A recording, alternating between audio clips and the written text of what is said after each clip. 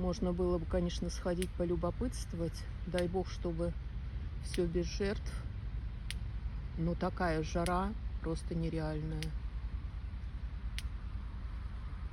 Сейчас будет жуткая пробка в обе стороны. Во-первых, туристический сезон. Во-вторых, уже ближе к вечеру, и люди начинают возвращаться с работы. Ой-ой-ой. Все застряли.